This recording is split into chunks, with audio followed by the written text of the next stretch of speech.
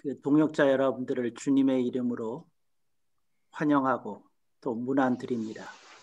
오늘의 말씀은 요한복음서 요한계시록 1장 3절 말씀을 잠시 봉독하겠습니다. 요한계시록 1장 3절 말씀. 이 예언의 말씀을 읽는 자와 듣는 자들과 그 가운데 기록한 것을 지키는 자들이 복이 있나니 때가 가까움이라. 아멘. 아멘. 제가 여러 동역자 분들에게 거듭 말씀드리는 것은 제가 새벽 기도회 때 하는 것은 설교가 아니라 강론이다, 이렇게 이해하시면 좋겠습니다. 그래서 설교와 강론의 차이를 다시 한 번 더 말씀드리면, 설교는 은혜의 방점이 찍히는 겁니다. 근데 강론은 진리의 방점이 찍힙니다. 그래서 강론을 잘못 들으면 드라이한 어떠한 면 때문에 왠지 모르게 속이 허전한 느낌을 받을 수 있습니다.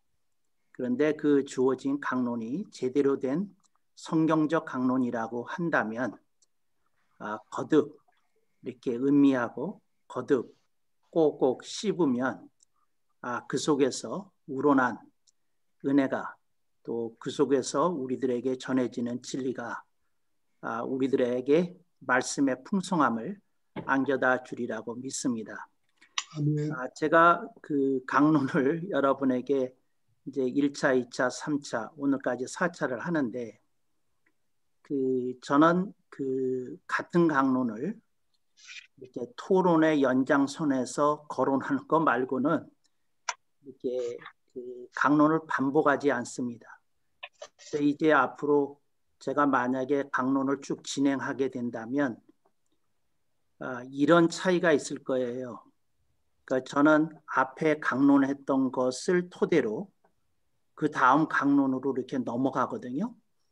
근데 이제 앞으로 저희 앞에 강론을 안 들었던 분들이 도중에 이렇게 탁 들어오게 되면 그 앞에 쌓였던 것들이 없어서 조금 그 생각과 마음에 부대끼는 것도 좀 강할 수 있고, 또 그걸 이렇게 이해하는데도 어려움을 겪을 수 있다.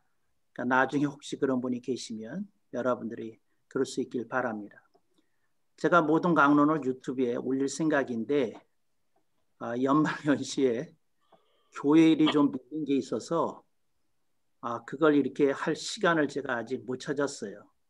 그래서 지금 동영상은 대기 중인데 제가 그 감수할 시간을 좀 못 냈습니다. 그래서 나중에 이제 1강, 2강, 3강, 4강 올리게 되면 여러분들이 그 속에서 어떤 길을 볼 겁니다. 이분은 이런 길을 보고 이렇게 강의를 진행해 오셨구나. 그냥 하나하나 그 피스를 따로 떨어져서 된 것만이 아니라 이게 보이지 않는 시리즈, 길이 되도록 하신 거구나 하는 걸 이렇게 느끼게 되리라고 이렇게 믿습니다. 신학을 처음 배울 때 신학의 체계를 세우는 게 중요합니다. 근데 이게 신학의 체계를 세우지 않고 그 각 과목들을 배우다 보니까 그 과목들은 우리 안에 들어와 있는데 신학의 전체적인 체계를 보지 않고, 또 그냥 각각 그 신학생들에게 혹은 나중에 안수를 받은 목회자들에게 스스로 알아서 정리하는 몫으로 넘겨진 부분이 있습니다. 근데 이런 것이 신학이 굉장히 그 비과학적이에요. 그래서 저는 그 신학이 그 지금과 같은 이런 시스템이라면 그 과학의 검증을 이게 이겨낼 수 있을까 하는 생각을 저는 갖고 있어요. 그래서 여러분들이 그 21세기에 거센 문화와 특히 문명의 도전 앞에서 이제 신학이 위력을 발휘하려고 그러면 신학의 체계가 정교해서 과학자들이 들여다봐도 납득이 되고 또 수긍이 되는, 그리고 그들을 이제 한 걸음 더 나아가 지도할 수 있는 신학이 되려고 그러면 신학의 체계가 이렇게 딱 서 있어야 됩니다.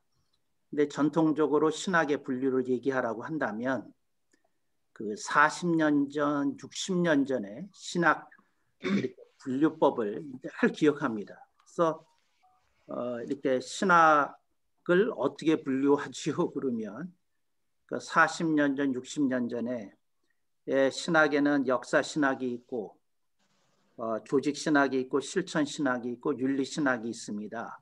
이렇게 크게 이 4대로 분류하는 거로 알고 있습니다. 이렇게 얘기를 합니다.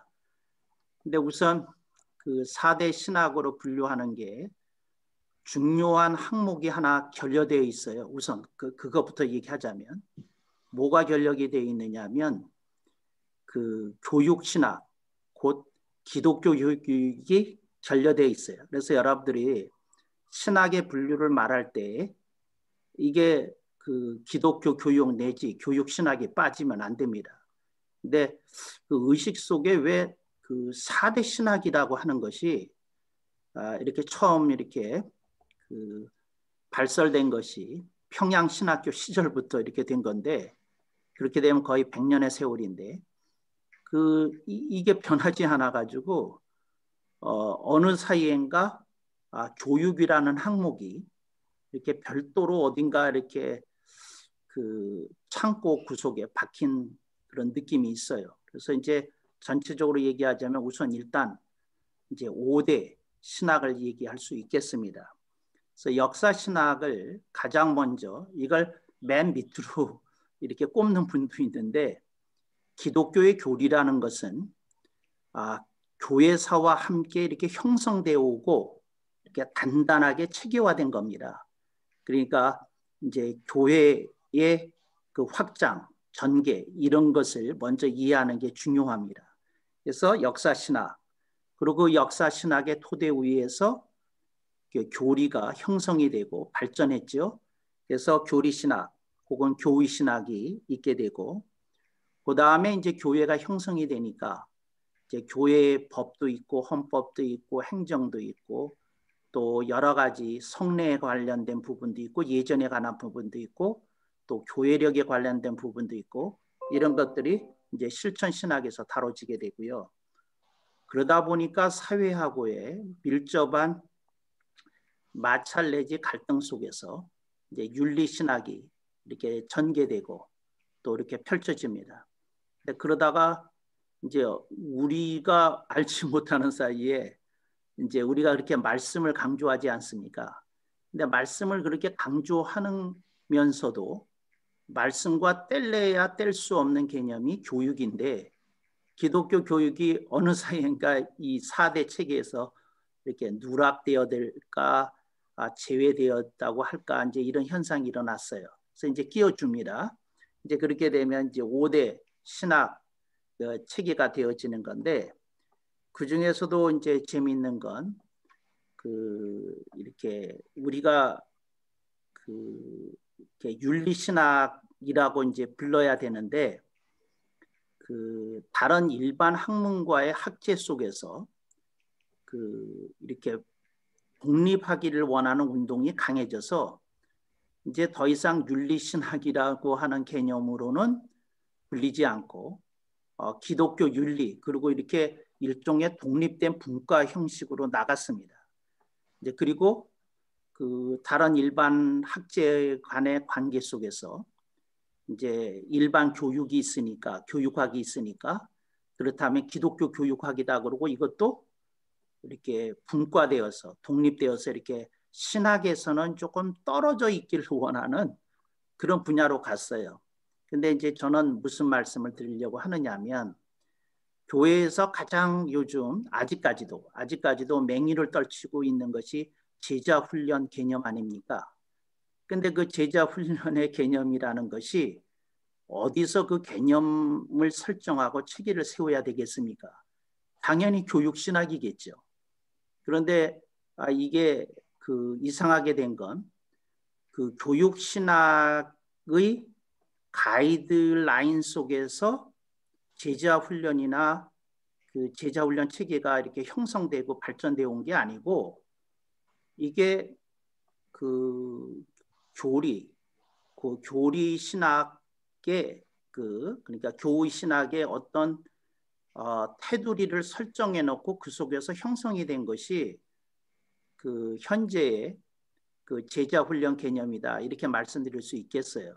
그래서 이건 굉장히 아쉬운 일이고 그 기독교 교육이 분화되어 갔는데 그 정작 중요한 건 성도와 그 교회 재직들의 훈련의 개념을 제대로 그 이렇게 세워주지 않고 독립되어 나가서 뭘 하는 건지 난 잘 모르겠어요. 그래서 이제 이런 것들이 현실이다.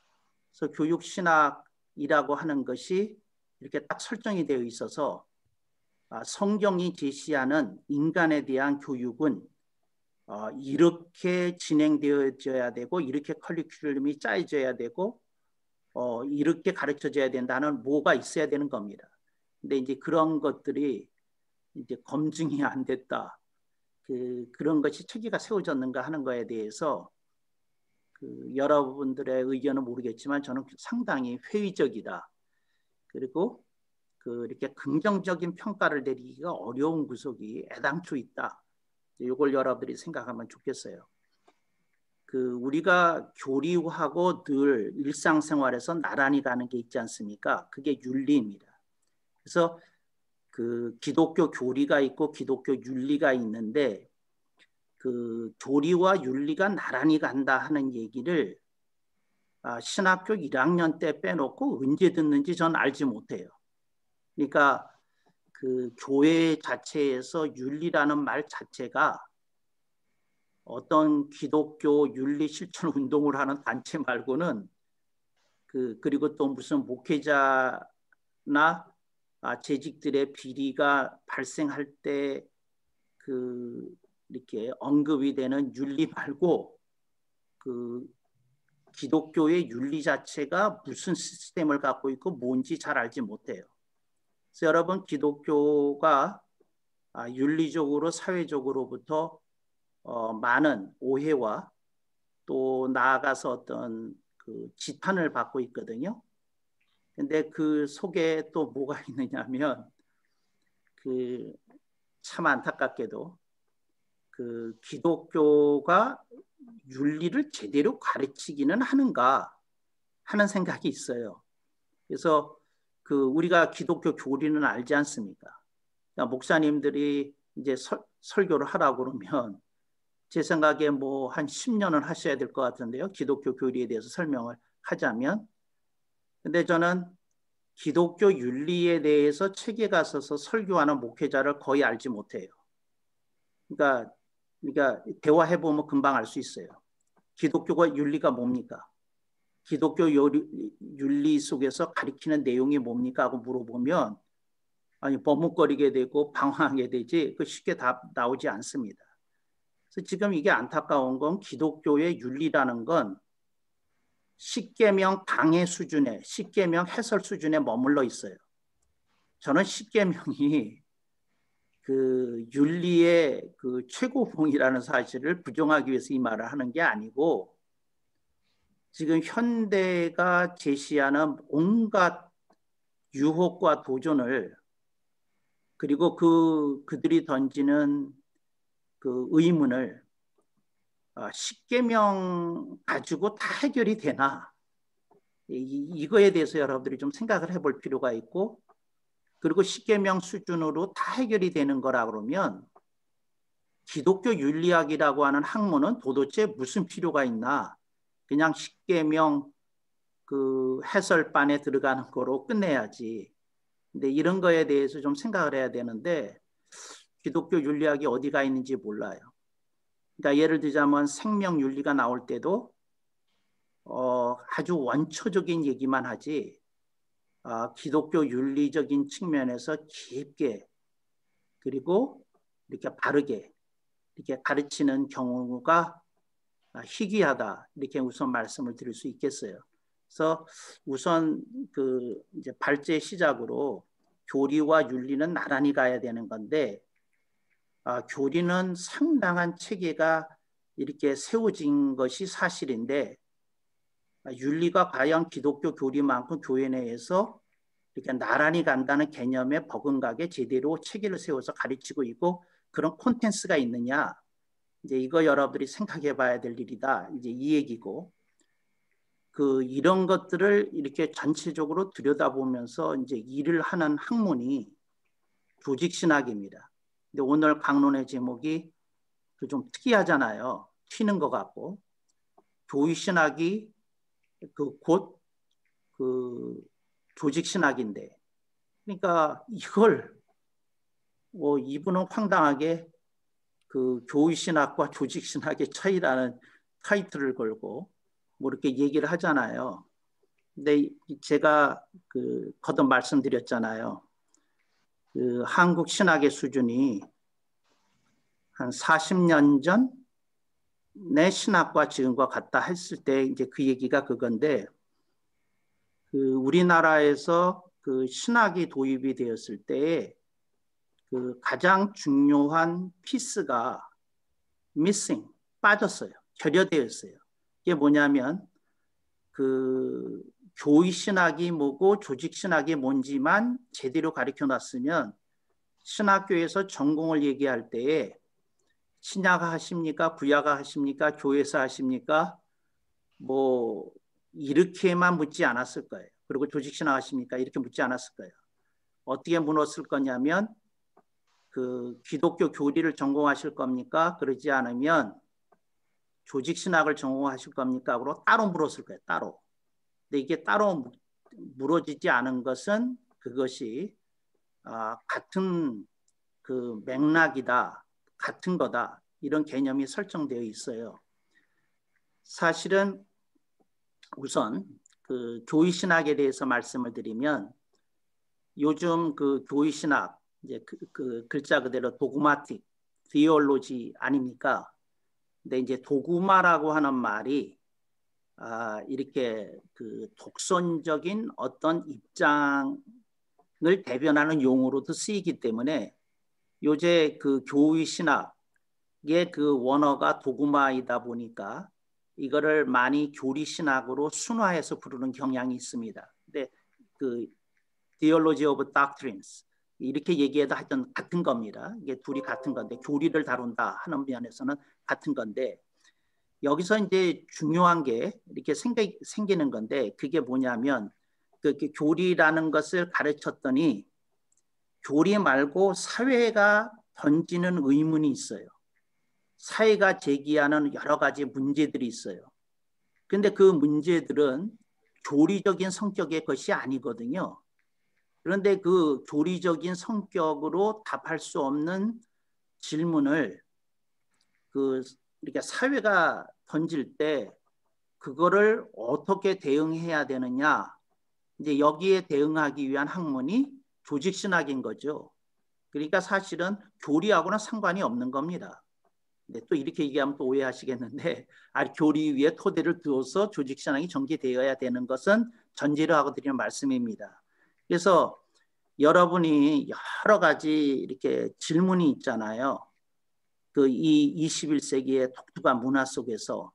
근데 그런 문화를 해석하고 문명을 해석하고 그리고 사회를 해석하고 국가를 해석하고 국제 간의 관계를 생각을 하고 이런 모든 문제를 들여다보고 그 이슈 하나하나에 대해서 성서적인 해답을 찾아주는 역할을 하는 것이 조직신학이지 교리를 가리키는 게 조직신학이 아니다. 만약에 그런 거였으면 애당초 조직신학이라는 용어 자체가 나올 필요가 없는 거예요. 왜?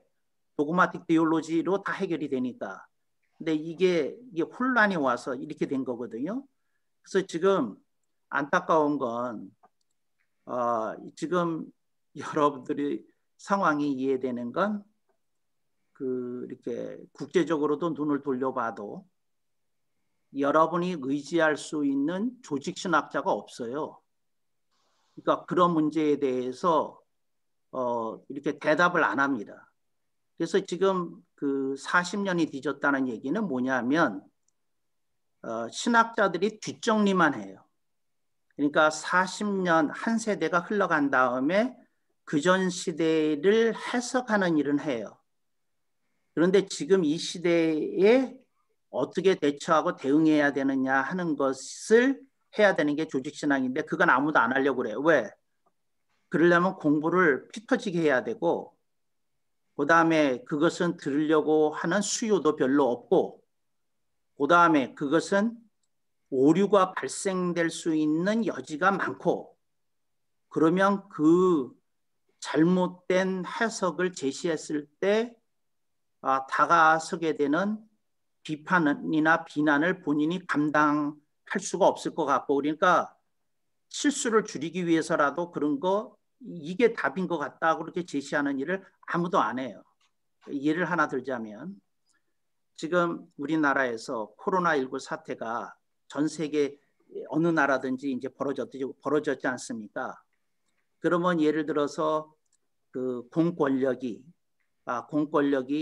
예배에 대해서 제한을 하려고 할 때에 이것이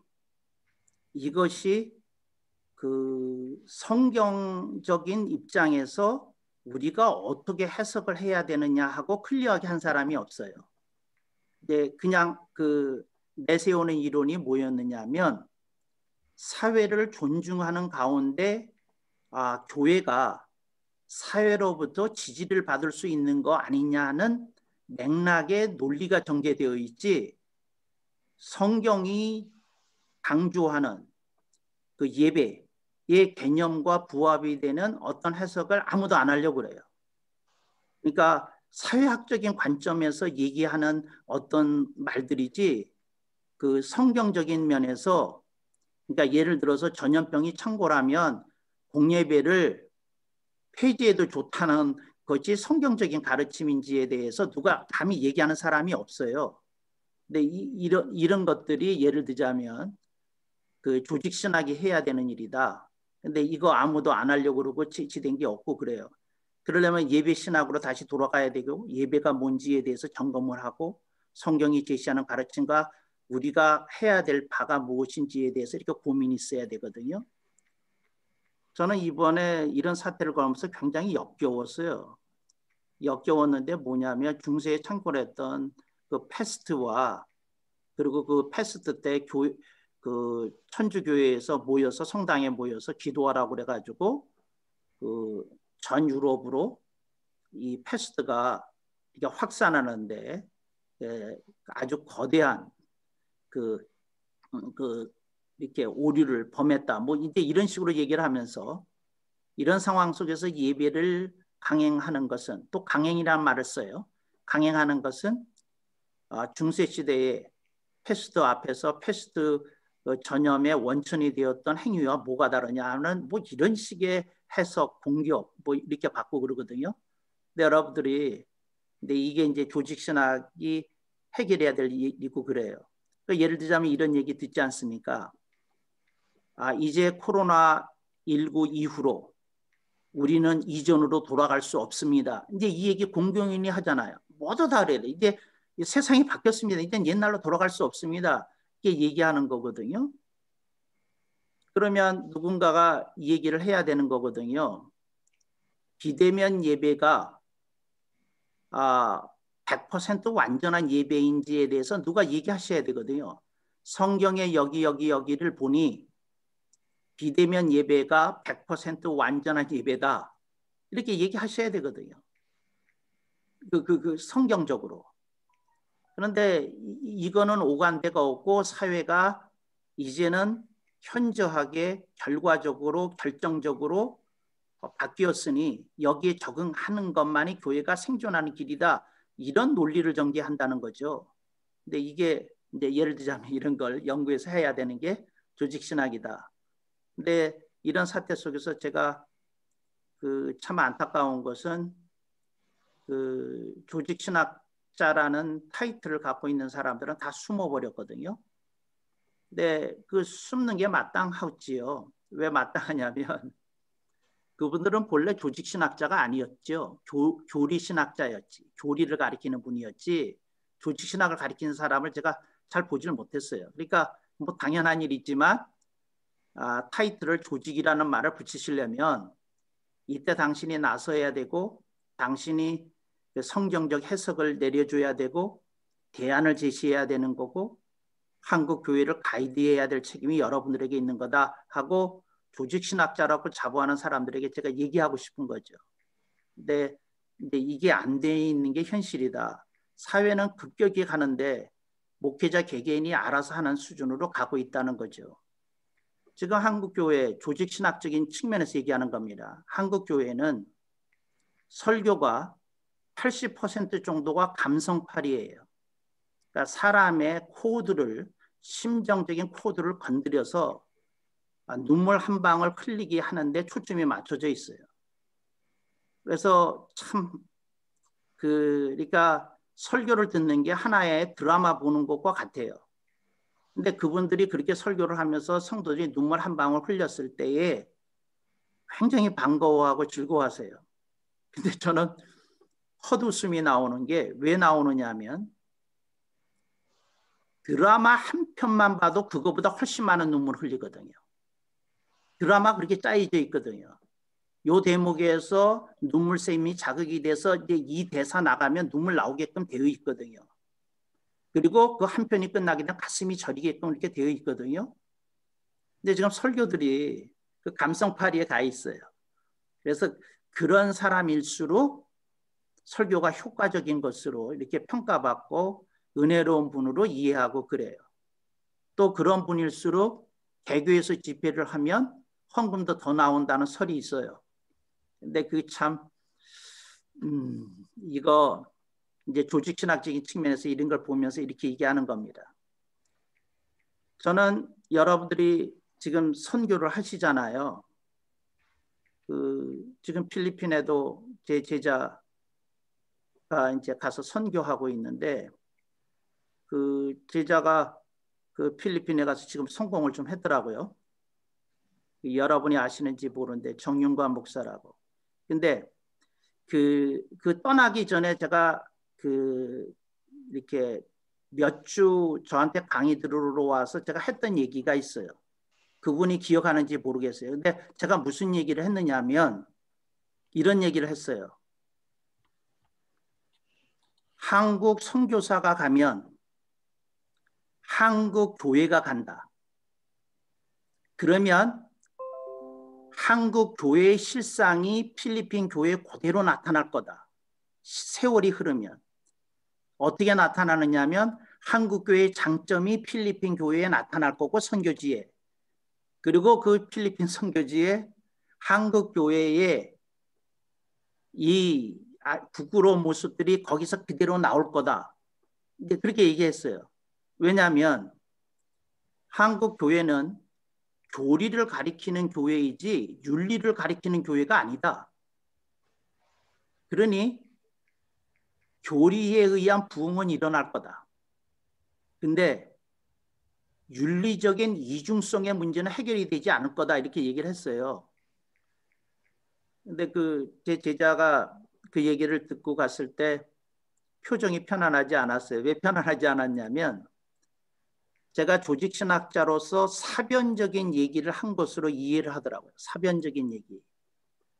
저는 굉장히 제 나름대로 통찰력 있는 전망을 제시한 건데 이분은 어떤 이론에 이렇게 심취하셔서 그런 거를 이렇게 증거하시는구나. 네, 그랬어요. 그런데 여러분들이 그거에 대해서 좀 생각해 볼 필요가 있어요. 그러니까 여러분이 갖고 있는 콘텐츠의 한계를 좀 인식하라. 이제 이런 걸 가르쳐주고 하는 게 이제 조직신학인데 교리신학 말고 이런 것을 따로 이렇게 배웠으면 좋았지 않나. 근데 이런 게 안 돼 있으니 참 안타깝다. 이런 얘기밖에 할 수 없죠. 기독교 교회가 역사적으로 전개되면서 교리가 발전하지 않습니까? 그러니까 교리학 혹은 교위신학이 자동적으로 태동하지 않습니까? 그러다가 이단들이 이렇게 초대교회 때서부터 발효하고 그들이 여러 가지 발효하고 여러 가지 도전을 줄 때에 이제 이렇게 발전하게 되는 학문이 조직신학의 시초가 된 그 학문의 이름을 혹시 아십니까? 이게 잠깐 스쳐가면서 배우지 정식 과목으로도 잘 배우지 않는데 혹시 신학교 때 들으셨던 기억나십니까? 그게 변증학입니다.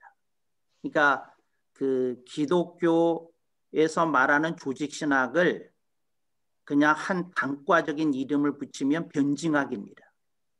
여러분들이 C.S. 루이스를 얘기할 때 아주 참 그 저명한 기독교 변증가라고 이렇게 얘기하지 않습니까? 그게 조직신학의 책무입니다. 뭘 해야 되느냐? 시대에 맞서서 기독교를 변증해내야 되는 거. 그게 조직신학이다. 교리를 체계 있게 깊이 있게 해설하고 가르쳐서 성도들을 튼튼히 세우는 거. 그건 교의 신학 내지 이제 교의학이 하는 일이다. 이제 이렇게 구별이 되는 거고요. 이제 우리들에게 필요한 건 이런 그 조직 신학의 그 어떤 체계가 이렇게 세워져야 되지 않느냐. 이제 이런 걸 생각을 하고 그래야 되는 거죠. 한국 교회가 교육관이나 짓고 뭐 이런 그 건물 짓고 하는 거 하기 이전에 한국 교회가 동찰력이 있었으면 오래전에 그 학자들에게 투자했어야 됩니다. 그래서 기독교 변증가들을 키워내고 그 이 조직 신학의 체계를 세우는 일을 이렇게 했어야 되지 않느냐. 이제 이런 거죠. 그러니까 여러분들이 그걸 생각해 보면서 이제 그런 거고, 저는 이걸 오래전서부터 이런 생각을 했어요. 근데 이래서 이제 답을 찾는 작업을 저 나름대로 하면서 이제 고통스러운 작업을 하는데, 이제 안타까운 건 교회 자체를 이해하려고 하니까 저는 어떻게 하느냐 하면, 왜 옛날에 그랬다고 그러잖아요. 그 라디오를 그 수리하시는 분들이 라디오를 완전히 해체해 보니까 몇 번 해체해 보니까 라디오를 쉽게 이렇게 AS 할 수 있는 실력이 갖춰지더라고. 뭐 시계 수리공을 하신 분들의 얘기가 시계를 10개 정도는 부셔 먹었더니 시계가 한눈에 들어오더라고. 뭐 이제 이런 얘기 하지 않습니까? 근데 지금 우리가 이렇게 기본적으로 하고 있는 어떤 관행적으로 하고 있는 교회 내의 모든 것들을 저는 개인적으로 이렇게 해체해서 다시 한번 들여다보고, 그리고 이게 맞냐 안 맞냐 하는 걸 가지고 이렇게 조립하고 이제 이런 작업을 저는 개인적으로 해왔어요. 이제 그래 해왔는데 이게 어떤 현상이 일어나느냐면, 교회 내에 그래서 해체해 놓고 제 나름대로 성경적으로 다시 재조립하고 보니까 부셔야 될 게 교회 내에 너무 많은 거예요. 교회 내에. 너무 많은 거예요. 그러니까 이걸 뭐 어떻게 어디서부터 손대려야 될지 모를 정도로 이제 그래요. 그래서 이제 어떤 일이 생기냐면, 제가 강의를 여러 군데서 했는데 그때마다 그 목회자들의 반응이 뭐냐면, 내가 여태까지 배운 것 중에 거의 반 이상은 다 버려야 되는 거군요. 근데 그동안 배우는데 투자한 돈이나 정력이나 시간이 아까워서 못하겠다는 거예요. 그리고 그게 과연 목회 현장에서 효과적인지도 모르겠고. 근데 그 말이 재미있는 건, 교수님이 가르치는 건 옳으신데 그게 꽝 잡는 매는 아닌 것 같다는 거죠. 이런 거 여러분들이 좀 생각해 보시면서 이렇게 적어야 될 것 같아요. 그래서 이게 상당히 많은 문제가 있는데, 이제 이러지 않습니까? 예를 들자면 십자가, 이제 한 가지만 이제 예를 들자면, 이제 십자가 문제가 있지 않습니까? 예를 들자면 고신 측 같은 데서는 십자가를 자체를 이게 우상이 될 수도 있다고, 그래서 교회 내에서 십자가를 걸지 않는 거를 뭐 제도화한다든지 뭐 이런 견해가 있지 않습니까? 이제 이러면 그런 하나의 이론에 대해서 몇 가지 십자가를 바라볼 수 있는 이론이 도대체 몇 가지가 있는지, 그리고 성서적으로 십자가를 어떻게 정리해야 맞는지, 십자가를 어떻게 설치하고 사용하는 것이 맞는지, 이런 거에 대한 것들이 이렇게 체계적으로 정리를 돼서 이렇게 도움을 줘야 되거든요. 그러니까 예를 들자면 십자가의 신학이라고 하는 말 속에는 그 말은 없잖아요. 십자가라고 하는 성물을 어떻게 설치해야 되는지 말해야 되는지 그 신학 속에는 없잖아요. 그러니까 그 십자가의 신학을 세워주는 건 교의 신학이 하는 일이고, 그 십자가 자체가 우상이 될 수 있다는 견해에 대해서는 어떻게 생각하십니까 하는 거를 정리해 주는 건 말하자면 조직 신학이 하는 거죠. 이제 이런 차이입니다. 그래서 여러분들이 마음속에 어떤 것을 고민하고 갈등한 게 생겼다면 그건 조직신학적 의문이고 조직신학적 질문이었을 거다. 그 말씀을 드리는 거고, 여러분들이 그거를 체계화시켜서 제대로 성도들을 먹이면 성도들이 21세기를 살면서 그 대처하고 대응하는 것이 상당히 수월했을 거다. 근데 그러지 않았으면 각계격파, 각자 알아서 하세요 하는 식으로 이렇게 방치되어 있는 이슈들이 너무 많다는 거죠. 각자 알아서 하세요. 근데 이런 것들이 어떻게 해야 되는지에 대해서 좀 생각해보고 이렇게 고민하고 이제 그래야 되는 게 아니냐, 이제 이런 거고, 여러분들 중에 조직신학적인 어떤 안목이 가지신 분들은 그 한국 교회에서 일어나는 안 좋은 면들이 선교지에서 일어난다. 그렇다 그러면 뭐가 우리에게 결여되어 있었던 거냐 하고 이렇게 들여다보고 그걸 선교학적으로 정리하려는 시도가 있어야 돼요. 그런데 그런 시도가 있었다는 얘기는 듣지 못했고, 그거를 어떻게만 해석을 하느냐 하면 개인의 문제로, 그러니까 그건 그 사람이 부족했기 때문에 그런 현상이 나타났을 것 이해하는데, 그게 아니라 전반적인 현상이에요. 전반적인. 이 전반적인 현상을 이걸 어떻게 해야 되느냐 이제 이른다는 거죠. 그래서 지금 그 선교지에서 이제 조직학 관점에서 이렇게 제가 말씀을 드린다면 한국의 기독교 문화가 가요. 한국의 기독교 문화가 가는데 그 한국의 기독교 문화가 그 성서적 기독교 문화라는 그 자신감은 어디에 근거한 건가요? 지금 나한테 있는 것이 성경적인 기독교 문화라는 자신감은 어디에 있는 건가요?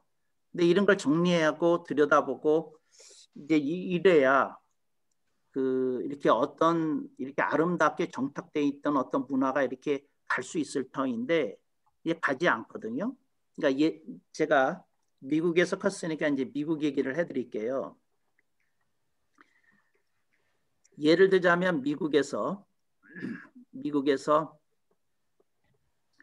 그 한인 사회를 얘기하잖아요. 미국에서 한인 사회를 얘기할 때 이런 게 있어요. 한국이 가난했던 시절에 왔던 사람들하고 한국이 상당히 부유했던 시절에 온 사람들하고 문화 코드가 안 맞아요. 문화 코드가.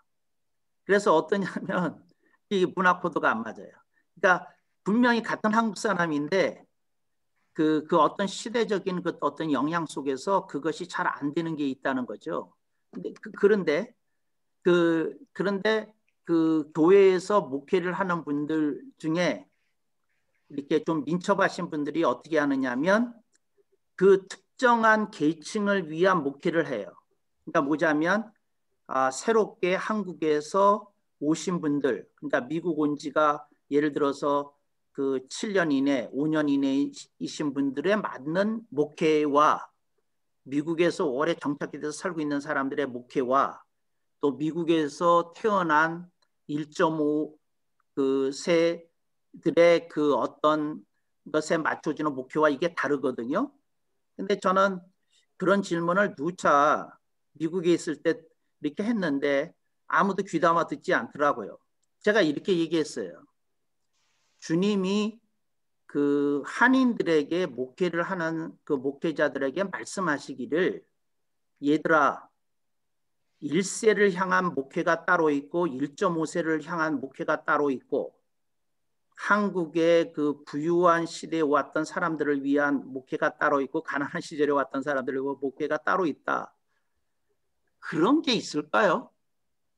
그렇다 그러면 주님은 그 이분들에게 어떻게 목회를 하라고 그러시고 어떤 그림을 가지고 프레임을 가지고 제시를 하셨을까 하는 거에 대한 고민이 있어야 되는데, 그 고민이 아니라 그냥 알아서 대처하는, 그리고 그렇게 적응해 가도록 하는, 그래서 교인들만 늘어나면 저 교회는 저런 방식으로 그 이렇게 크리스찬을 만드니까 됐고 저 교회는 저런 방식으로 크리스찬을 만드니까 됐다고 하는 수준에 머무르지, 이게 건강하고 미래가 있는 교회로 그 발전해 가지 않고, 그 다른 이민 교회가 이렇게 그 했던 그 전철을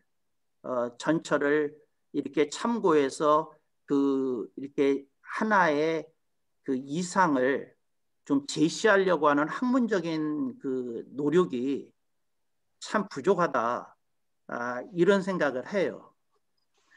제가 미국에 있을 때 관심이 있었던 것이 유다인들이었어요. 저는 유태인들을 유다인이라고 부릅니다. 그러니까 유다인들에 대한 관심이 이렇게 있었어요. 그래서 저들이 그 어떻게 아직도 이 유다인 교회들을 저렇게 성장하고 그리고 확장시키고 나갈 수 있는지에 대해서 이렇게 이제 들여다본 일이 있었는데, 제가 깜짝 놀란 건 뭐냐면 그 유다인 커뮤니티가 학자들에게 우대하는 전통이 있어요. 그래서 뭐냐면 공부하고 책을 써내는 사람들을 우대하는 전통이 있어서 모든 흐름에 대해서 공부하는 사람들이 있어요. 모든 흐름에 대해서. 그러니까 저는 그 여러분들이 선교지에서 선교를 했는데, 여러분들이 그렇게 겪었고 배웠고 알았고 뭐 했던 거를 학문적으로 정리하는 운동을 좀 하시는지, 그래서 여러분 뒤에 오시는 분들은 여러분이 써놓은 책 한두 권 때문에 몇 년 고생하고 겪었을 내용을 그 속에서 다 얻었기 때문에 쉽게 적응을 하고, 또 그것 자체가 역사적인 문으로서 살아남고, 그래서 선교사를 증언해주고 뭐 이런 전통이 한국 교회에 있느냐는 거죠. 건물만 지었지. 그래서 유다인들이 무서운 건 학문적인 전통이 있어요. 그리고 학자를 우대하는 전통이 있어요. 그들은 지혜자라고 부르지만 지혜자의 전통이 있어요. 참 그 안타까운 일인데, 이제 언제고 한국 그 선교사들이 이제 필리핀에서 교회를 얼마나 많이 지어주고 세워주고 뭐 그렇지 않습니까? 언제고 필리핀 교회로 넘어가면 필리핀인들이 한국 선교사의 흔적을 깡그리 지울 겁니다. 이거 우리가 지은 교회야, 이거 우리가 한 거야, 그러고 다 지울 거예요. 영국이나 미국 선교사들이 무서운 점이 뭐냐면, 선교지에 있는 온갖 일들을 꼼꼼하게 편지나 보고서 형태로 다 기록이 남아서 사진과 함께, 그것이 책으로 결국은 후손들에 의해서라도 출간이 되어서 누가 있었던 역사적인 사실에 대해서 도무지 부정할 수 없고 그 공리를 찬탄하지 않을 수 없게 만드는 어떤 학문적인 전통, 기록 문화에 대한 전통이 있다는 거죠. 그러니까 여러분들이 저는 오늘 그 두 가의 차이를 얘기하면서 무슨 얘기를 하고 싶었느냐면, 학자를 우대하는 전통이 선교지에도 있어야 된다. 기록 문화를 소중히 여기는 전통이 선교지에도 있어야 된다. 그리고 여러분들이 디딤돌을 놓고 가는 그 사역을 해야 되는 거지, 여러분들이 지금 하는 것처럼, 죄송해요. 근데 제가 느끼기에 그래요. 뭐냐면 안개와 같고 바람과 같은 사역하면 안 된다. 안개와 같고 바람과 같은 사역이 뭐냐면 안개가 끼었을 때는 있었어요. 근데 그분이 이 세상을 떠나시게 되니까 안개가 거쳐서 안개가 안 보이듯이 그분의 흔적이 다 사라지는 그런 거 하면 안 된다. 그래서 여러분들이 그거에 대해서 그거 해야 되는 거예요. 그래서 여러분들이 정말 저는 이런 얘기를 하고 싶어요. 세계 선교 전략 연구소가 무슨 독지가가 있는지 누가 도와주는지 모르지만 여러분들이 기록 선교사를 키워야 됩니다. 아멘. 선교사 전체의 그 기록을 남기면서 하나하나 권장해주고 뭐 하는 걸 해야 됩니다.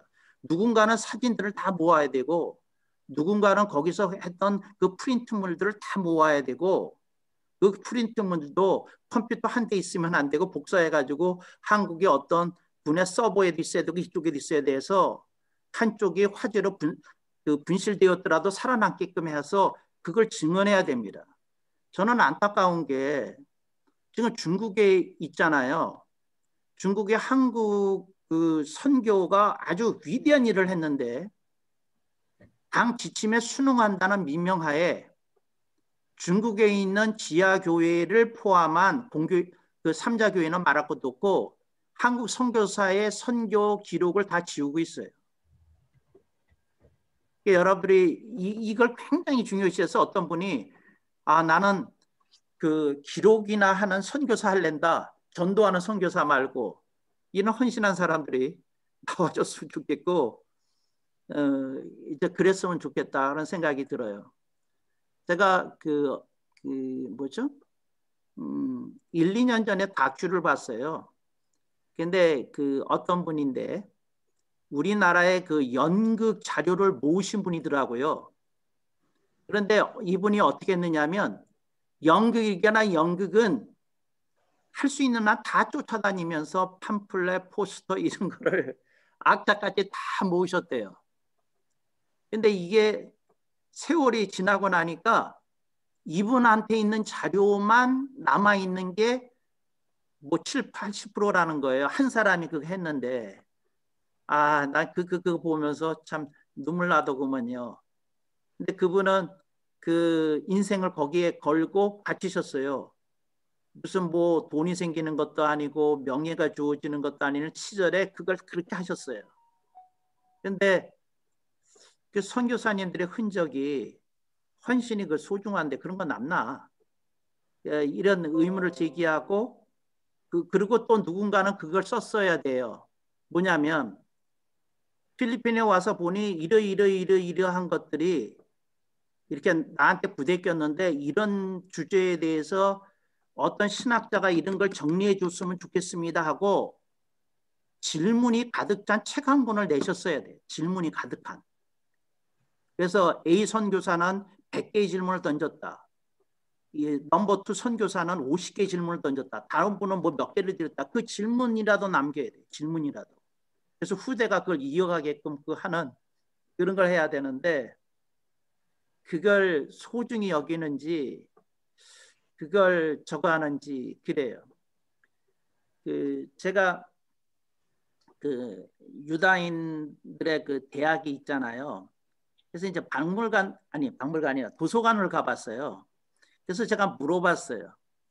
그 유다인 대학들의 이제 그 랍비들 키우는 그 신학 대학이죠. 거기 가서 어떤 소중한 자료들이 있습니까? 이렇게 얘기했더니 자기들이 이제 미국에서 이제 부유해 이제 정착해서 좀 밥 먹고 살 때서부터 뭘 했는고 하니 유럽에 있는 특히 동구권에 있는 그 유다인 이민자들에게 짐값은 걱정하지 마라. 짐값을 다 줄 테니 당신들이 갖고 있는 사진이나 문서로 돼 있는 거, 이디시나 히브리어나 뭐 다른 언어로 돼 있는 모든 그것들을 다 갖고 오라. 그리고 당신들이 어렵다면 우리가 사람을 보내서 패킹이라 해주겠다 그러고 그리고 당신들이 그걸 기꺼이 팔겠다 그러면 우리가 돈을 주고 사겠다 그러고 그걸 그때서부터 모았다는 거예요. 그때서부터. 그러니까 그 자료가 어마어마해요. 양이.